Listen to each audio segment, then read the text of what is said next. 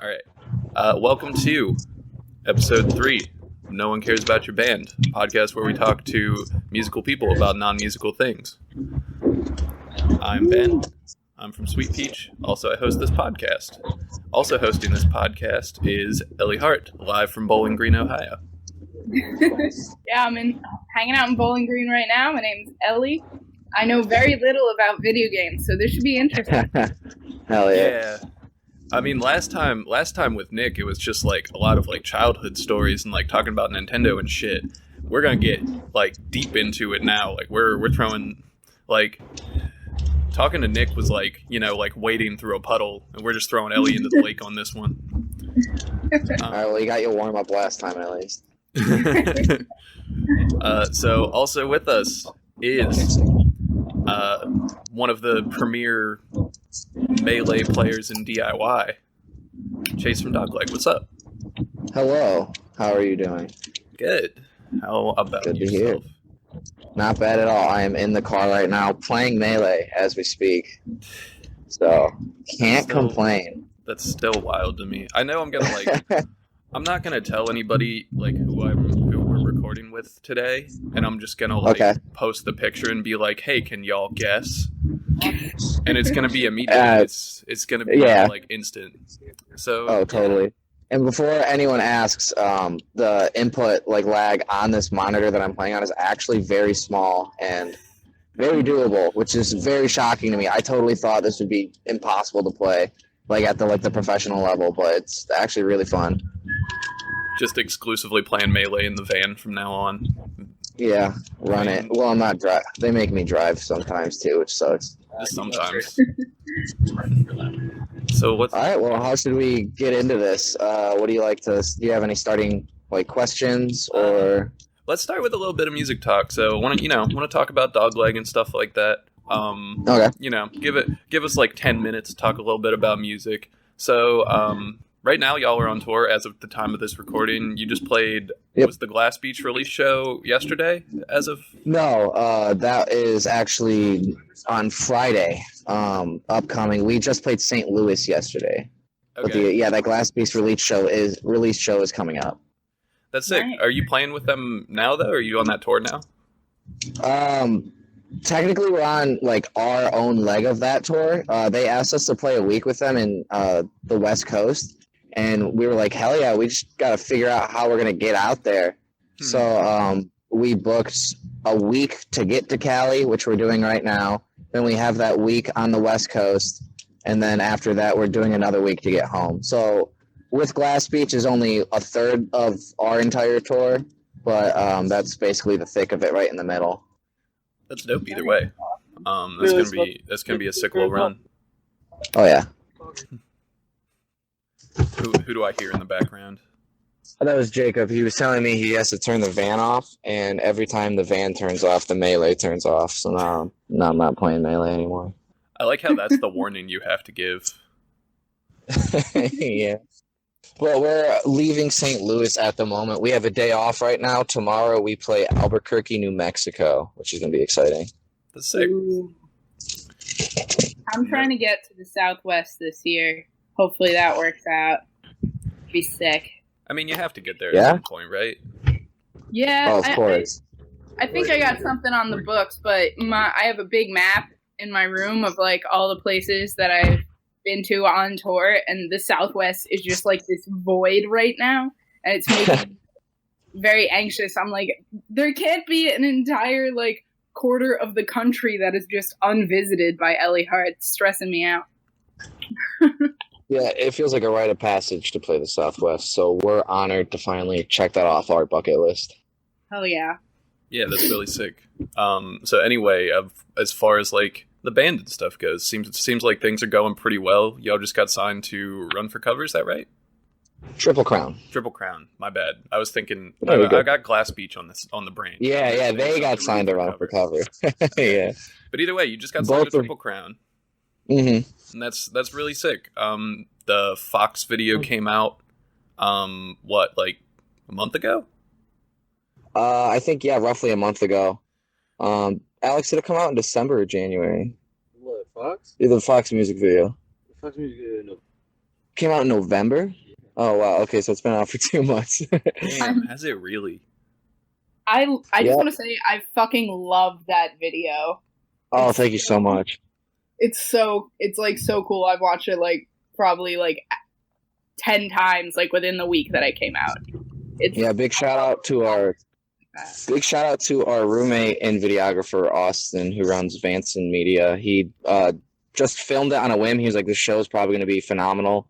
And then when Triple Crown said we need a music video, Austin was like, "Well, I have all this amazing footage. Why don't we just make that the music video?" And he did. That's so sick. Like, I mean, I've seen y'all like 4 or 5 times now. We played with y'all a couple times, so like you know, I've gotten the Dogleg live experience a lot, and it's like, Yeah.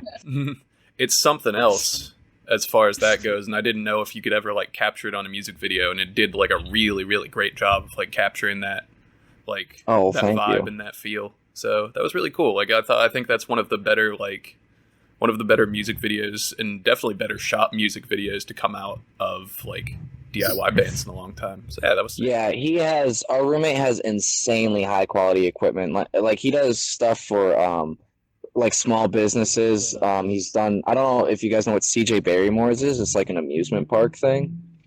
It might be local to Michigan only, but he basically did like all their advertising for them, and they're like a huge company as far as like an amusement park goes. So he shot it in I think 4K, and he actually just shot another video that's going to be in 6K, which is really exciting. Wow. I didn't know that many Ks were even possible. Oh yeah. He says technology can go up to 8K right now, but he doesn't really care about it. That's insane. Like that's wild. I thought only like Binging with Babish did like 4K shooting, like, actual movies. and now Dogleg does too. Dogleg, Binging with Babish, and like A24 movies. That's the 4K. That's the 4K trifecta. Yeah. All right, sick. Ellie, you got anything from the music end to talk about? Anything interesting going on? I'm in Bowling Green right now, and I'm super psyched because we have Snowchella this weekend, which is like an absolutely fucking wild lineup. So hype. I'm like just like stupid excited for that. Lead DIY is a sponsor for it, which is really cool. So we'll have, if you're coming to Snowchella, hopefully I'll get to talk to you at the lead table.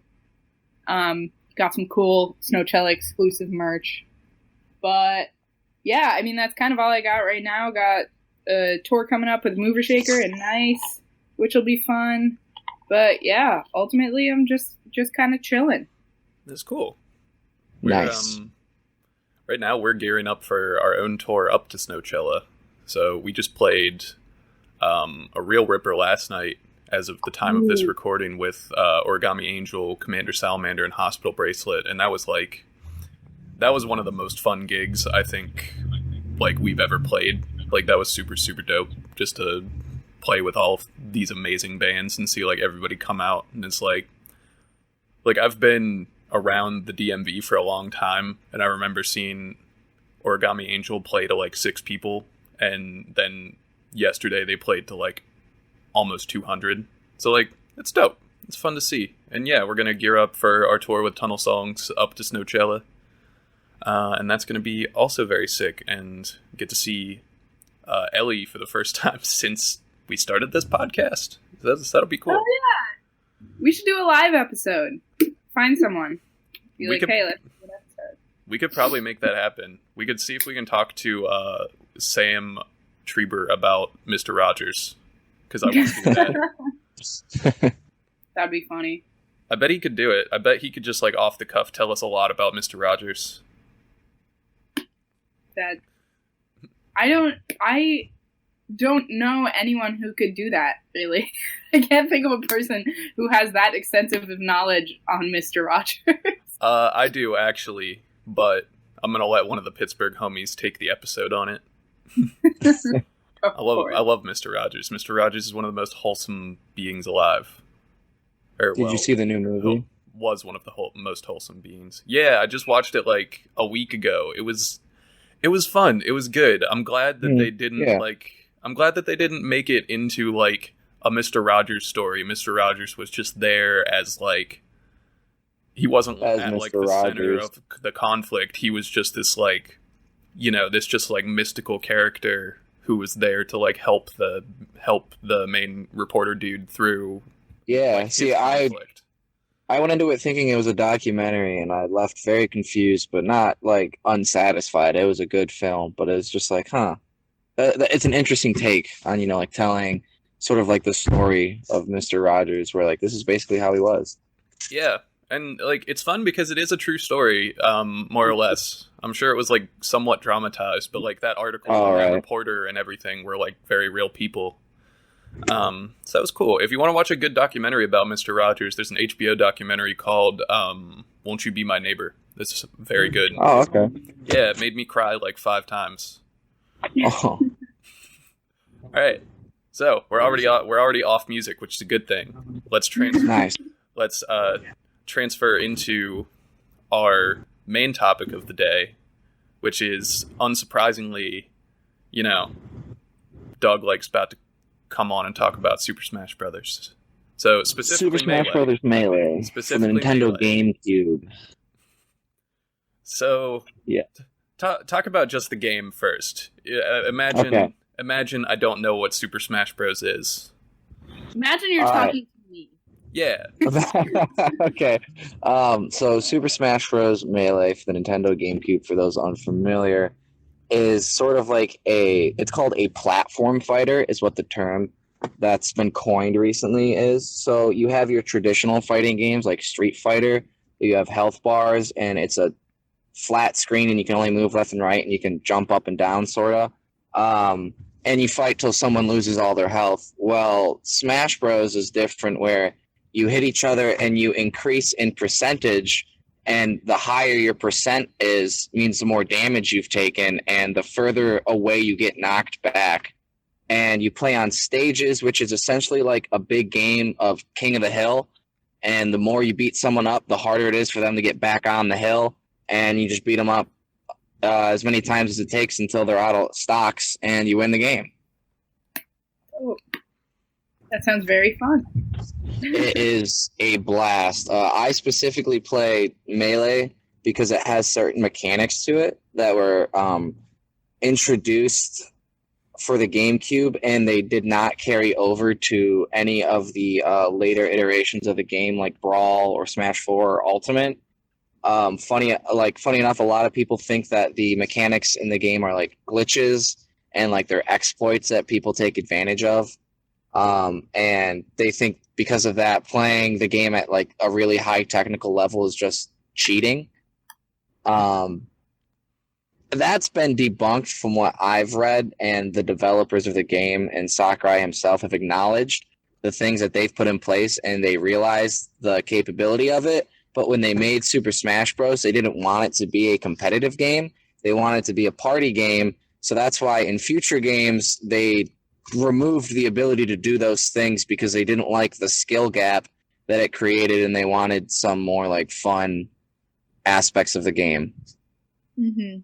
So is that why Melee has held on through like all of these iterations and stuff? Like, I mean, Ultimate being out now, I think has supplanted Melee a tiny bit, but Melee is still very, very strong and has been. Right, yeah. For a long time. That's basically why. The main reason that it's held on for so long is because of how technical the game is, and like it's sort of the I don't know, like the dopamine rush you get from being able to execute all of those like very technical things against someone, or if like the way that you play against people in Melee is very, very different than Brawl, Smash 4, and Ultimate. And to me, it's a lot more satisfying, and I think to a lot of other people, it's very satisfying. And that's the main reason, like, when Brawl came out, it was just as popular as Melee. But then when Smash 4 came out, that became just as popular as Melee. But Brawl completely died. Like, no one played Brawl anymore. Mm-hmm. And now that Ultimate's out, it's just as popular as Melee. But now Smash 4 is completely dead. No one plays that anymore. Yeah, that's interesting. So, that's interesting to see. Yeah, so, like, the current game is as popular as Melee, but Melee is still Melee, and nothing really touches that. How does skills transfer over? Do you feel like if you play well playing Melee, do you feel like you can go to like Ultimate with keep up with some decent players, not like top of the field or anything, but can you keep up? How's the skill transfer between games? It transfers in a way where it's very confusing for like muscle memory, where, for example, if I want to do something in Melee, it takes like 3 inputs to execute it very well. Like there's this thing called jump canceling, and a popular thing to do in Melee is jump cancel grabs, where you press the jump button right before you press the grab button, and it makes it faster. But in Ultimate, you don't have to do that. And when I try to grab an Ultimate, I forget that I don't jump cancel, so I accidentally jump, and then I don't grab, and then I just kind of look like an idiot. So it takes me a couple games to remember, just press less buttons and play the game slower. And as long as I stay patient, which usually doesn't happen in Ultimate, I get really impatient playing it because I want to press buttons, I can keep up pretty well. But I mean, I don't enter tournaments for Ultimate or anything, so I couldn't tell you how I'd place. But I could probably play randoms and do fine. That's cool. So, as far as the Melee scene, I mean, obviously it's hopping in certain places. I've talked to Jacob about this a lot, actually, just at shows and stuff, talking about various cities you go to with good Melee or with good Smash scenes. It's what is a Melee scene like? How does it organize? How does it because I know with Melee, you need CRT TVs, right? Right, yeah. You need the really old tube TVs because of input lag that is created by HD TVs, where they have to upscale and resize the image, and it's not native to the GameCube or the Wii. And because of that, it creates a couple millisecond delays in the buttons that you press. But Melee is such like I said, a fast and technical game that everything 60 frames a second. So you have everything runs on 1/60th of a second. So if a TV's throwing you off by half a second, that's a huge difference, and that's a pretty big bummer. Most people won't play on anything that's above a 6 millisecond difference. That's wild. I know some stuff about that just because of PC gaming. People always want the 1 millisecond monitors or whatever, but Smash is always exactly. It's basically the same thing for Melee. Yeah, we're in the same boat, and fortunately, we have really old TVs that give us that opportunity. But it's getting harder and harder to get those TVs. So people are starting to create adapters for the component cables to plug into lagless monitors, and no tournaments really run off of that. But at the really, really big national tournaments, you will see a corner that has 5 setups running off of those lagless monitors, and they're just hey, try this out. We want to introduce this concept to you and get you comfortable, and there's usually talk to you about all the technical aspects and kind of get your toes in the water with potentially having to switch over from the old TVs because they're not going to be here forever. Mm-hmm. But back to the scene question, I kind of see a pretty decent amount of parallels between the DIY scene and also the Melee scene. A lot of it happens in houses or basements. All of it's kind of social media based. There's funny enough, there's the local community where you see most regions within a state have a community for example, in Michigan, there's West Side, which is basically Kalamazoo, Grand Rapids, and everything over there. And then we have Ann Arbor is its own region, and then East Lansing is its own region, and then we have the Macomb, Detroit region, which is basically just southeast Michigan. So that's 4 right there.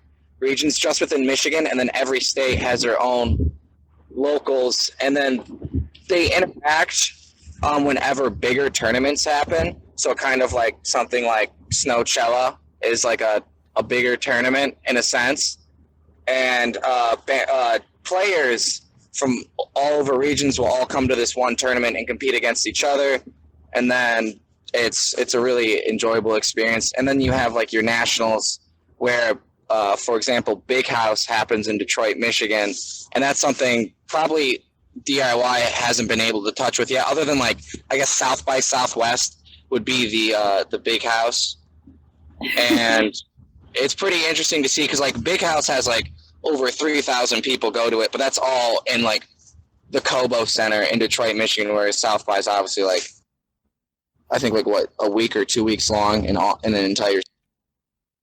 Yeah, That's wild. So that's like the parallels within the scene, which I think are really interesting.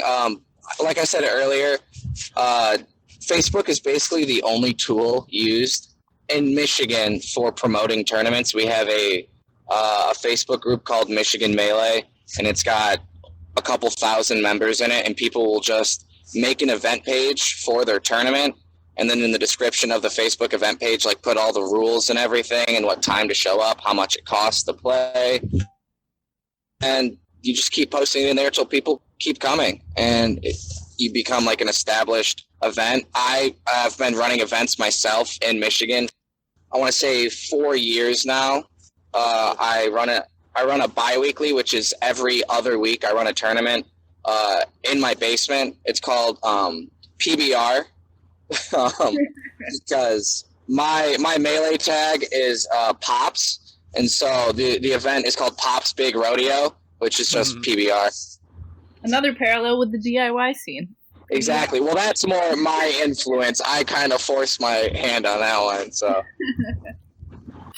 There's a lot of crossover. before that, when I went to Wayne State University in Detroit, I would run a tournament out of my apartment lobby, and that was called WWE, Wayne's Weekly Event.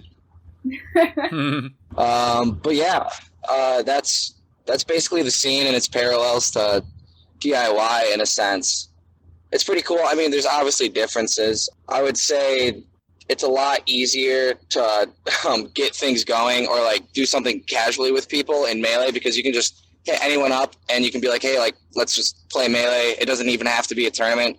It's kind of like just go to someone's house and jamming in a sense, but it's not as, I don't know, awkward because everyone plays Melee, but not everyone in DIY plays music. Yeah. Makes sense. Feel that. Yeah. All right. Strange question. Where's the weirdest place you've had a tournament? The weirdest place I've had a tournament, like I've competed in one or I've hosted one? Either. Let me think.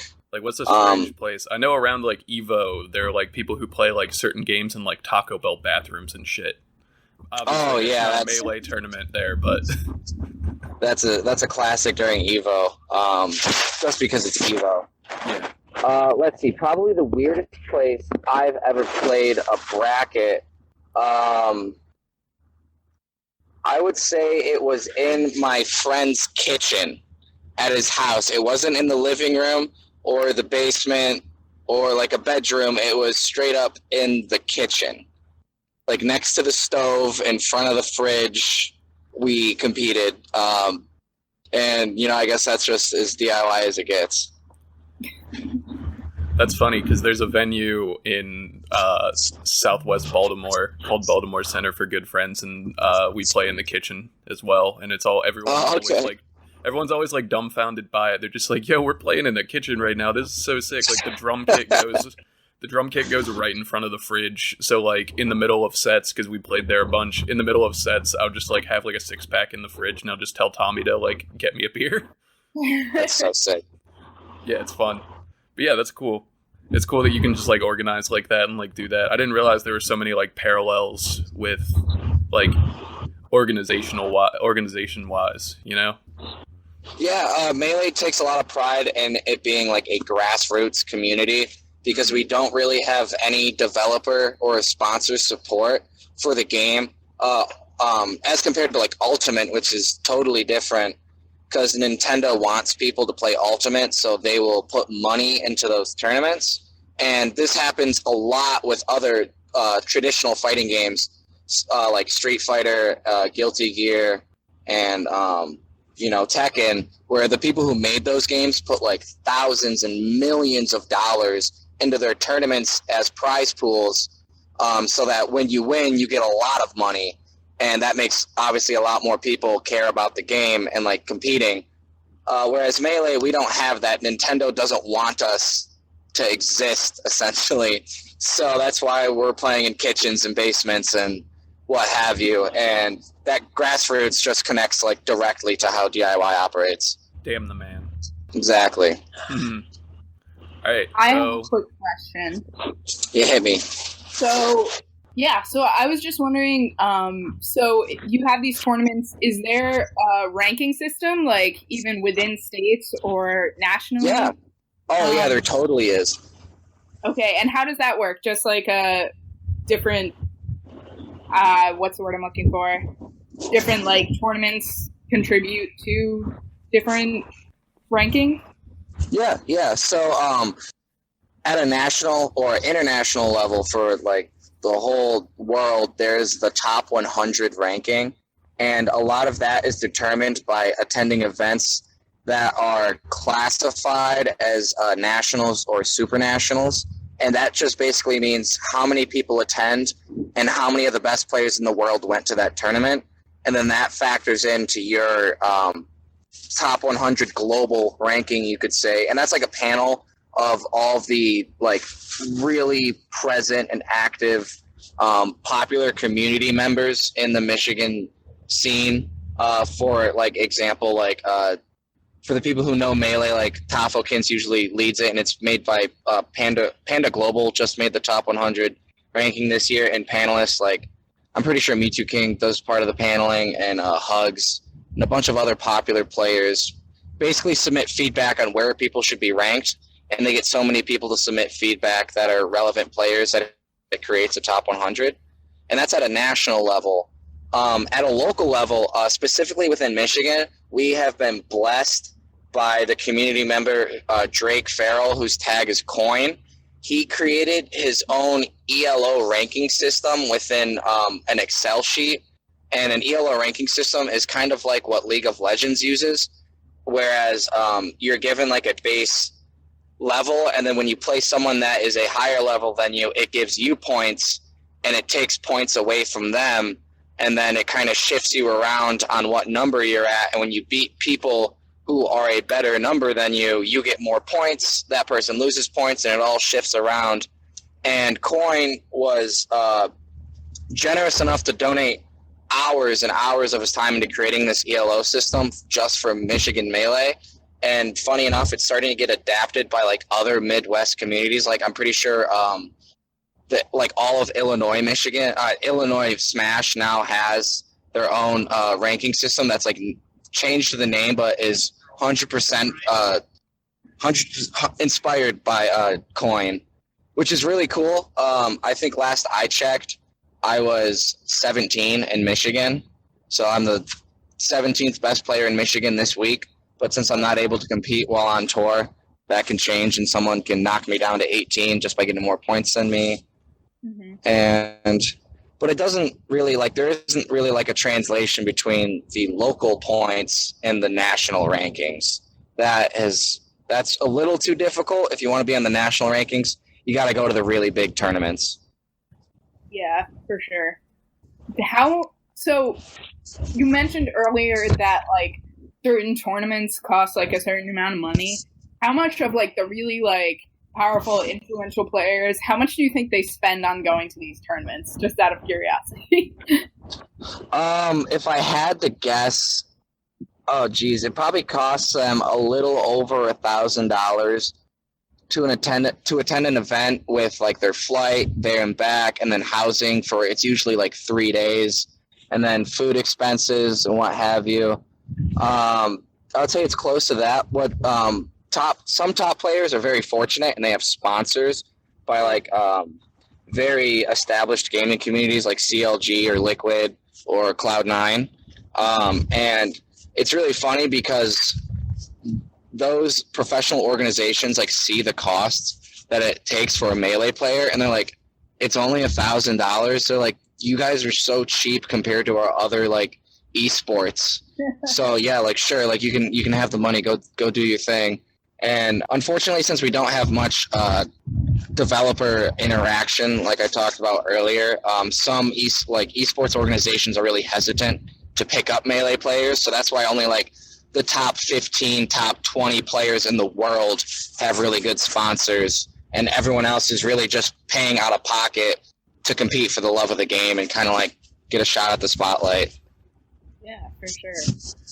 I guess that's one of the better things about Melee in particular is it's a fairly low cost of entry compared to other esports. Because like if you look at like CS:GO or like League of Legends or anything like that, like you need a decent PC, you need like good components, mouse and keyboard and monitors and all that stuff. Like you've got like a solid like probably $1,500 cost of entry for that kind of stuff. Whereas Melee, you need a CRT, a copy of Melee, and either a Wii or GameCube, and then controllers. And a controller. That's all you need. Some people think that the cost of entry for Melee is really low, but the barrier to entry is really high because as like we get to newer and newer generations, they're more hesitant or they don't really understand like, why do I need a CRT? And they're like, well, this game doesn't even look as good as Ultimate. Like, I'm just going to play Ultimate because I already have a HD TV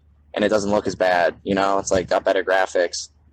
And so it's really like it goes back to that technical aspect and that you find your love for Melee, that you like sort of executing those like difficult maneuvers. And I don't know, like it's that practice that you put in, and then when you finally get to pull it off in tournament and you beat someone that you never thought you'd beat, it's kind of that rush you get that's really exciting that keeps Melee alive.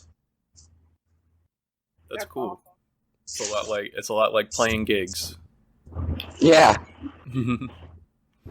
Which is even funnier because there's so many people in DIY that are affiliated or like, you know, like interested in Smash at a somewhat competitive level. Like our drummer Tommy had a CRT on our last little weekender, and we'll probably bring one on this next tour we're going on. I think sick. I think y'all might have played when we played together in Shippensburg.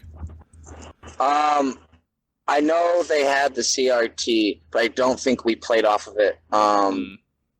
I think we might have played off my laptop, though, because I can't fit a CRT in the minivan, but I have an emulator on my laptop that lets me play Melee. It's called Dolphin, and the Wii adapters, they work on computers, so the emulator registers the adapter. I can plug in my GameCube controller basically to my laptop, and I get to play Melee off of it, which is really cool. Which also lowers the barrier to entry, which there's a lot of complex ideas and issues with Melee, but it's a really cool game. And I didn't get to play Tommy, I don't think, off the CRT, but hopefully I do get to one day. Someday, I'm sure. Yeah. There will be many opportunities. Oh yeah, I love bringing Melee to the gig and just smoking kids. I do a thing where whenever we have room to set it up, I do.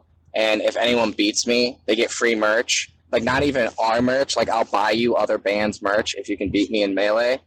And no one's beaten me yet, so I'm pretty fortunate there. And, like, I would have to pay out of pocket. I don't think the band would let me use their expenses to cover my Melee losses. But I'm pretty fortunate where I'm good enough where I can pretty much questions to tell if I'm going to beat you or not, and then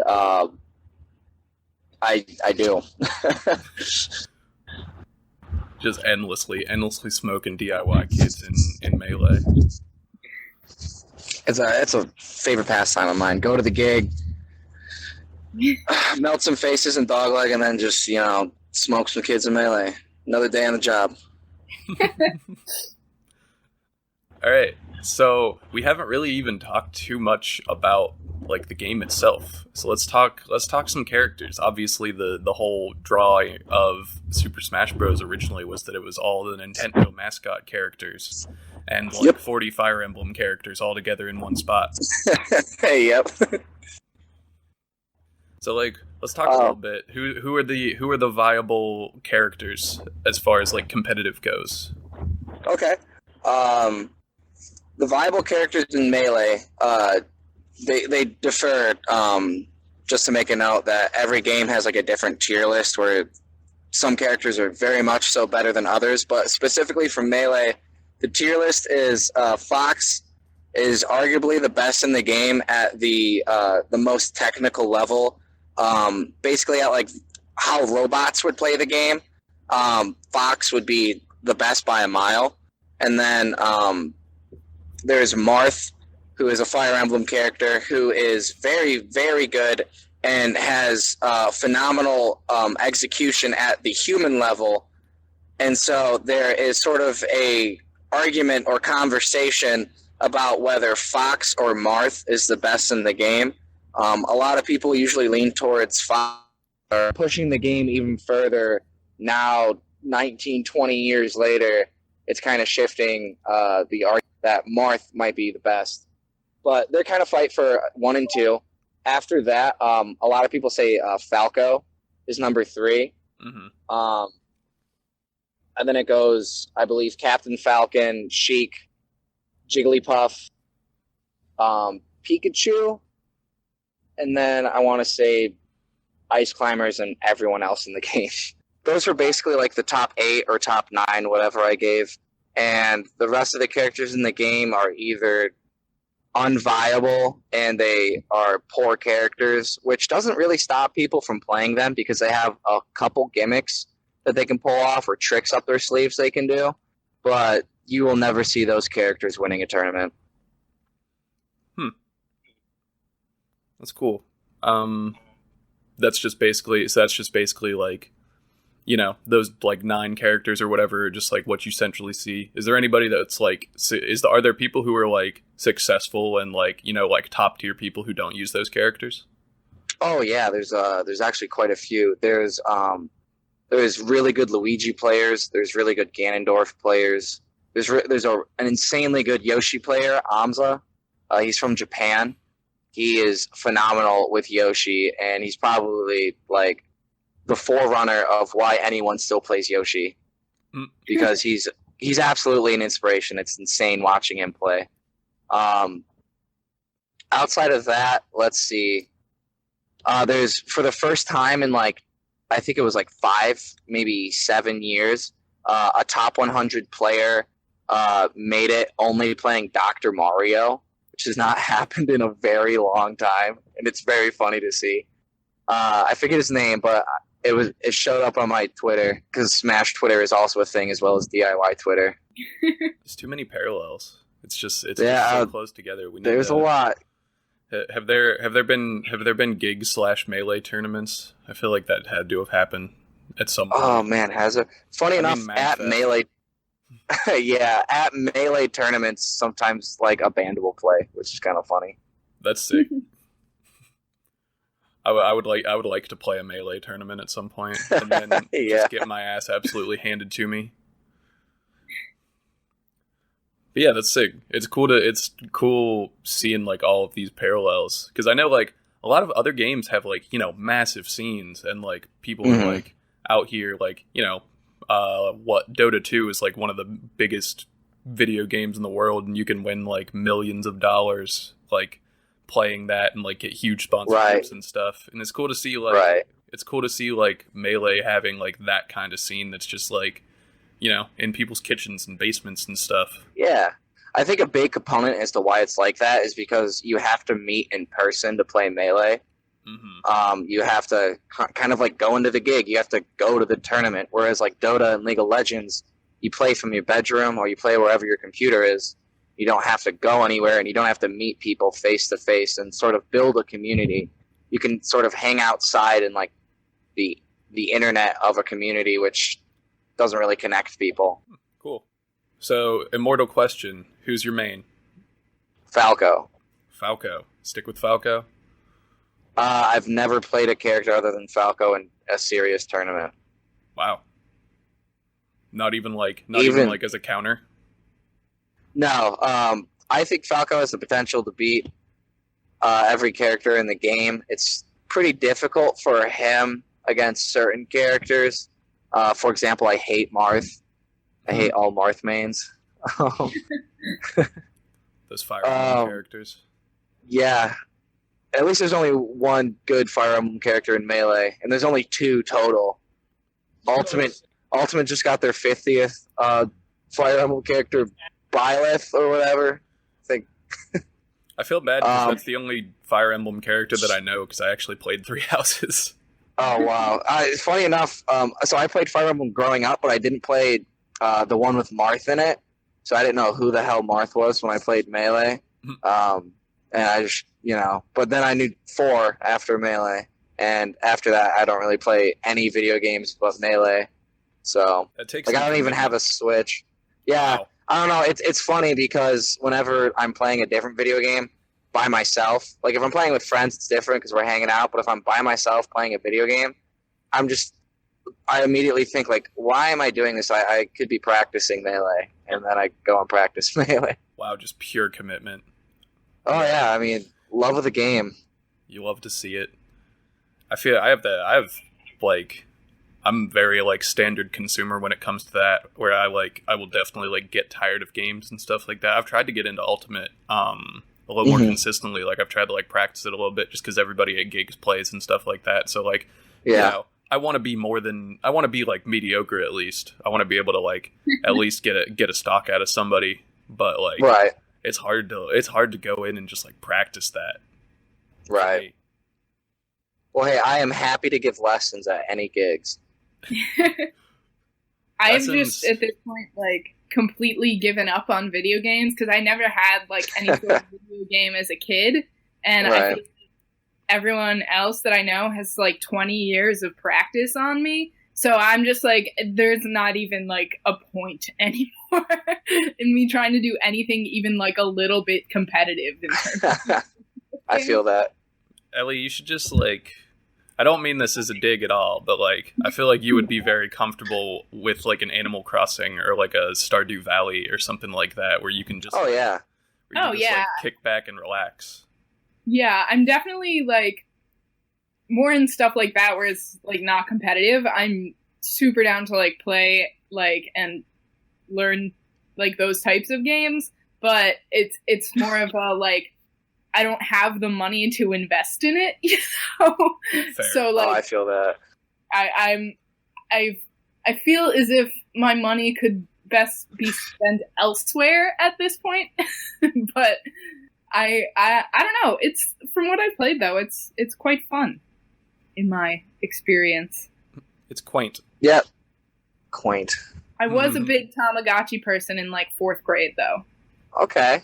That's my main video game experience. Cool. Have you ever played Tetris? I am a big fan of Tetris and other puzzle games that I can play on. Okay. I love a good Tetris. Who doesn't love a good Tetris? I'm also, since I am actually a 70-year-old woman, I have been playing a lot of Sudoku in the van recently. I was going to guess solitaire. I actually do play a lot of solitaire. Okay. I'm what makes up for my lack of video game knowledge, I have in card game knowledge. Interesting. So, not even I mean this in an actual standard deck of cards, not a trading card based game. Right, yeah, yeah.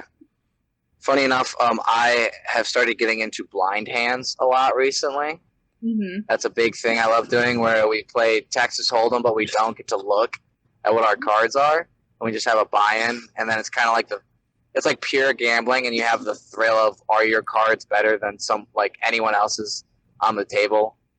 I've won. Super fun. Oh man, we do. I try to get people to play for $10 each hand, and I'm doing great. I think I'm up $120. The other night after we played Columbus, I beat Jacob in a $10 blind hand, and he refused to pay me. So I just took his buyout for the show yesterday, which was $10. So I don't owe you any money. Wait, I want to hear Jacob's opinion on this situation. I feel like this is two-sided. Give Jacob the mic. Jacob's busy driving. We don't have to talk to him right now.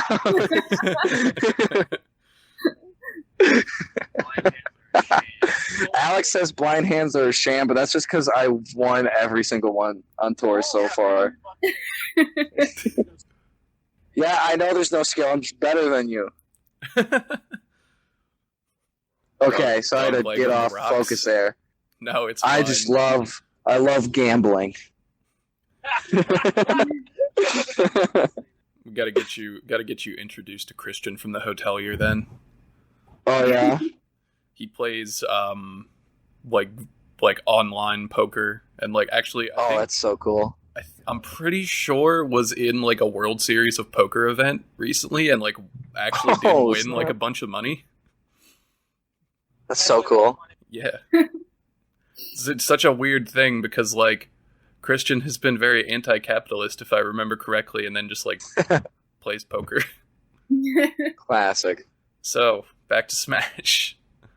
Back to Smash. Yeah, I'm trying to think what else there is to talk about. How do you feel about, I guess to preface the question, Project M is like kind of a mod for Brawl to get it closer to Melee?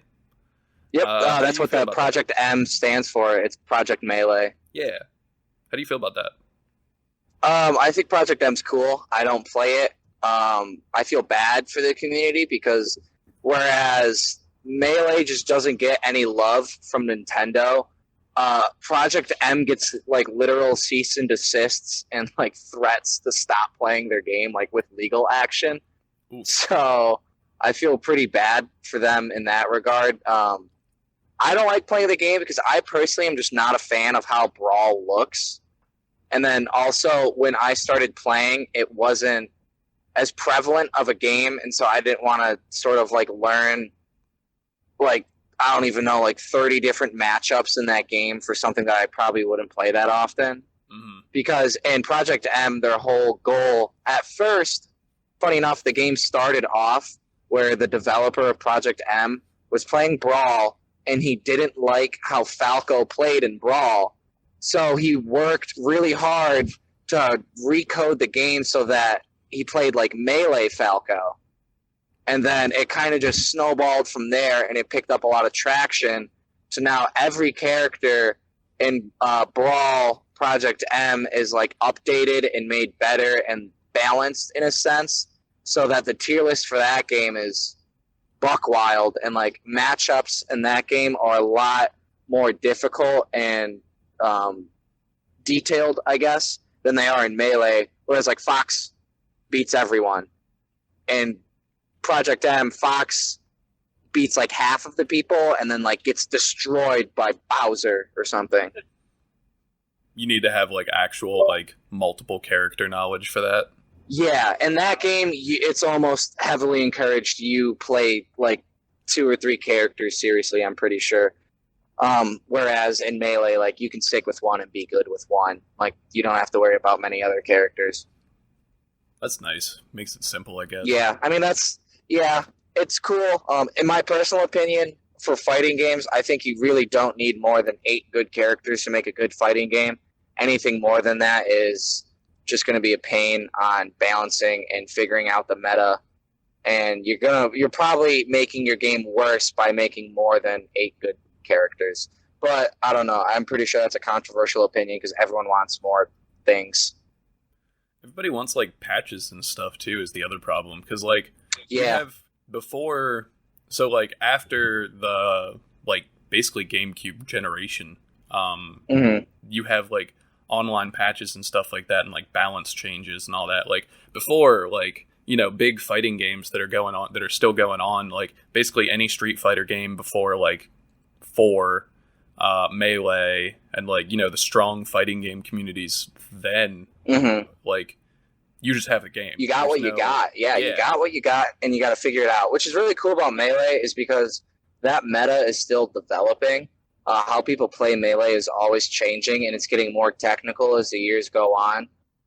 And it's kind of cool because like there is a threshold to start playing the game, and then once you hit that threshold and you push it further, you kind of exhaust yourself, and it's harder for you to pick up other things, kind of just like growing old in a sense. But then when like fresh blood comes in, that threshold is set there already, so they pick it up real quick, and then they push it even further, which is really interesting to see, and is different with games like Ultimate, where everyone just says, this is broken, just wait for the patch, blah, blah, blah. That's a big thing on Smash Twitter right now, is the top Melee player, Leffen, always complains about Ultimate and how it's a really bad game and how the community's kind of like dumb, and they're kind of spoiled in a sense, because Melee hasn't changed in 20 years, but Ultimate changes every couple months. Yeah, and you're still getting like new characters and stuff like that. Like they just announced 6 new characters are coming, so that's gonna change everything. Yep. And it's like, oh yeah, like the player who won Evo last year in Ultimate played Joker, who had only been out for like a month or two at that point. Right. I think that was MK Leo. If that was Evo I don't follow Smash Ultimate too closely, but I'm pretty sure that was MK Leo. Yeah, I think so. They just make more characters, and obviously, like when you make a character, you want to make them stupid good, otherwise no one's gonna buy it. So yeah, that was whenever I was watching the reveal for Byleth and Ultimate, I was like, yeah, this is gonna be real broken for like as soon as it comes out. So like, I mean, that's cool. I guess they're trying to make that the party game, but like, you know, they want to make every character equally viable in Ultimate, where like Melee, you don't have that. It doesn't matter. Like, they can't change anything. You sure can't. Funny enough, there are some mods to Melee itself. There's this, but they're like training packs, and there's like run even smoother. There isn't anything that like changes how characters function, but there's this training pack called 20XX, and that basically lets you kind of go into the developer tools of the game and practice certain things without, having to reset like the situation every time. You can just press a button and then it does it for you, and then you can really start grinding out, practicing the game, which is really cool to see, but obviously that's not acceptable at a tournament. Mm-hmm. And there's also this thing called UCF, which is the Universal Controller Fix, because GameCube controllers have a threshold for going left and right, and in Melee that manipulates on depending on like the millisecond that you do it on, if you're walking or running backwards, and shield dropping as well, which I don't really have to get into, I feel like, because it's a lot. But those are all very micro things that this mod corrects and makes every controller on the same playing field. And a lot of players really like that, because it doesn't matter if they have a good or bad controller. It just matters if they have a controller. But the issue there is with modding and doing it at a tournament level, like especially at a national level where money is flowing through it and Nintendo has their eyes on it. That's some big legal trouble. So we try to we stick to vanilla essentially, which is vanilla means just like basic Melee, no mods. How does like controller modding work for that? Because I feel like I've seen GameCube controllers that are modded so like the triggers don't have like the springs in them and stuff. Oh, sure, yeah. So like physical mods like that are completely acceptable, and anyone can do it to their controller. The point of that is when you remove the spring from the trigger, you can press it faster. Mm-hmm. There's also people who, how it's like an octagon, the barrier of the controller it's like an octagon where you rotate the stick around. Yeah, it has like hard angles. Yeah, some people will take like a filer and grind in more notches. So instead of those 8, people will have like 16 or 32. Those are all totally acceptable. You can do it to your own hardware as much as you want. The fixes for the game itself, or like with stuff like shield dropping or dashbacks, which is the walking and running thing, that has to do with how the software or like your motherboard of your controller interacts with the console itself. And so the two options right now are either the soft mod, which is UCF on the Wii's and the GameCubes, where you load up Melee and then on a memory card that has UCF, you basically you go to name entry and it boots up the information on the memory card and it reloads Melee with that like new code enabled.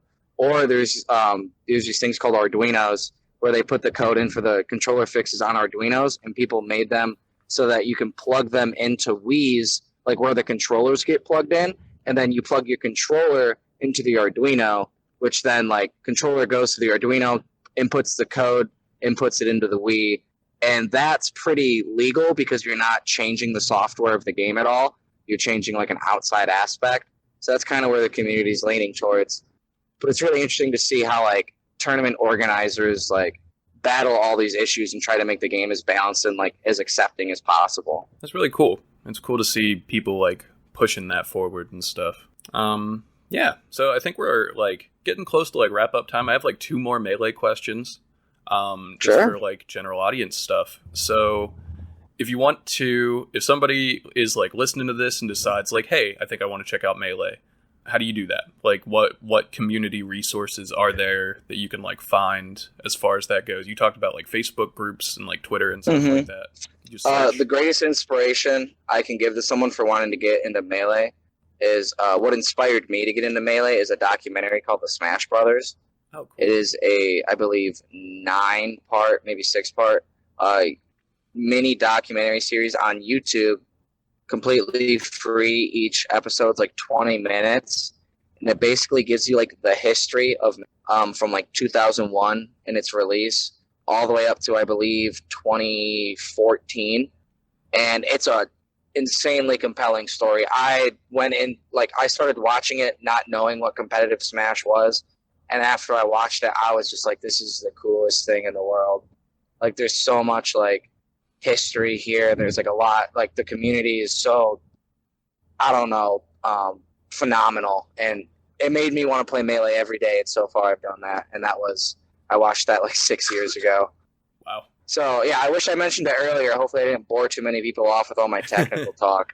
But If the they're Smash still listening Brothers, at this point, yeah, it'd be and then I really think good. they're hooked.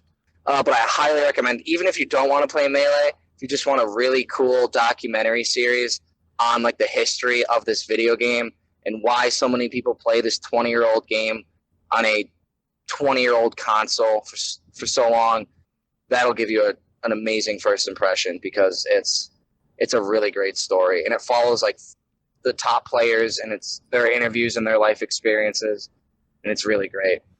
Other than that, if people want to play from home, there's an online resource called NetPlay or Anther's Ladder. That's basically how you get to play Melee online, and that can introduce you to playing the game very easily. You can play it with a keyboard or an Xbox controller, or if you have your GameCube adapter, plug it into your computer. NetPlay or Anther's Ladder has a lot of resources and guides to help you get started playing Melee. But if you want to get involved in the community, your best bet is to look at, your local Facebook pages or groups and see what you can dig up. Every state has one. Melee's not a dying game at all. We're just kind of grassroots. It's kind of like DM for Addy. All right, awesome. I'm definitely going to look up that documentary series like soon. I might try and download that and like watch it in the car on tour or something. Nice. And one more question. Is there any like in particular match or like event to look up like a video of to just see some like high level play? Just like, what's your favorite like match video or something like that? My favorite match that I've watched recently is Mango versus Zane at Big House 9 Grand Finals. I was there for it live. I don't know if I'm in the footage of like the spectator cam or whatever, but I was there because Big House is in Detroit. It's me and like 1,000 other people just in the background screaming and watching some of the 2 best players in Melee right now compete. Funny enough, I linked it in a Brooklyn Vegan article that asked our favorite things about 2019. So if you want to type in Dogleg Brooklyn Vegan, you can probably find the link to that video in there as well. Sick. Do that. All right. Ellie, do you have anything else to talk about? I have one question that I actually just came up with. Cool. So do you, in your personal experience, feel like there's any character, would the people who like main that character have specific personality traits? Like, is everyone who like plays Fox like a huge asshole or something? There's a really funny tweet by a now retired Fox player, Crush. His tweet was, "Every Ice Climber player collects bugs." And it's really true. It's so funny. Other than that, there isn't really like a type to like a personality trait assigned to characters. And that's what's kind of cool about Melee is like you can express your own personality and individuality through characters. But all Ice Climber players collect bugs. That's great. I've seen stuff about that with like Ultimate, where like people who play Isabelle are a very specific type of person, namely a vet from my band. Yeah, in Ultimate I main Wolf and Isabelle, so nice. And Mega Man. I love Mega Man too. Good combo. I play Young Link myself for the most part, but cool. Sweet. Ellie, who do you main in Ultimate?